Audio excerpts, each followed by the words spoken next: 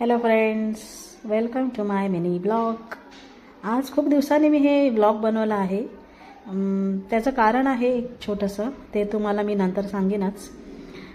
सध्या हे बघा, मी आज मेथीचे लाडू बनवले आहेत. आधी पहिला मेथीचा लाडू खाऊन घेते. खूप टेस्टी झालेले आहेत मेथीचा लाडू आणि सोबत चहा, गरम गरम चहा. वाव, सुख आहे सुख खरंच. आता जेवणाची तयारी करते आहे मी थोडी. इथे मी आता मुळ्याची भाजी बनवते. लसूण, मिरची, कांदा, हिंग हे असं सगळं घालून मुळ्याची भाजी बनवते आहे मी. हे जे भिडं आहे ते मी या भिड्यावर आता जास्त काही भाजी कधी बनवली नव्हती, पण हे आता मी वापरायला काढलेलं आहे. आणि भाजी पण खूप टेस्टी झालेली यामध्ये बनवून.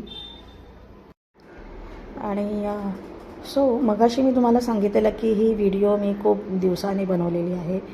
तर यामध्ये मी आता मध्ये थोडा दिवस गावी गेलेली.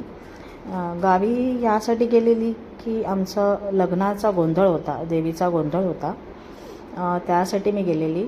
तर त्याचे मी व्हिडिओज आणि फोटोज तुमच्याबरोबर नक्कीच शेअर करीन. आणि तुम्हाला आता ही जी माझी व्हिडिओ आवडली असेल तर तुम्ही माझ्या व्हिडिओला नक्कीच लाईक करा, फॉलो करा.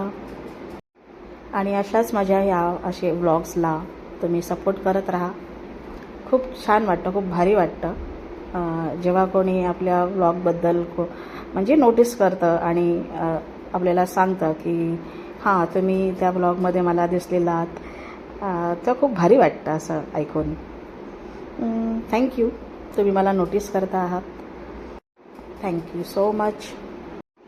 आणि इथे आता ही मुळ्याची भाजी आपली होत आहे, ऑलमोस्ट झालेली आहे. वरतून थोडंसं आता हे खोबरं घातलेलं आहे. तुमच्याकडे पण हे असं जर भिडं असेल तर तुम्ही ही अशी भाजी करून बघा. खूप छान लागते, मस्त लागते खूप. आणि आता ही भाजी झालेली आहे रेडी. इकडे थोडंसं मीठ घालायचं आहे, पण गॅस बंद केल्यावर आपल्याला हे मीठ घालायचं आहे, नाहीतर भाजीला पाणी सुटतं. त्यामुळे आपण गॅस बंद करूनच मीठ घालायचं आहे. आणि आता ही भाजी रेडी आहे. सोबत मी इथे भेंडीचं सार केलेलं आहे, गोड आंबट भेंडीचं सार. आता हा जेवण रेडी आहे. टोमॅटो सार, भात, चपाती, मुळ्याची भाजी, लोणचं. बाय बाय, भेटूया नेक्स्ट ब्लॉगमध्ये.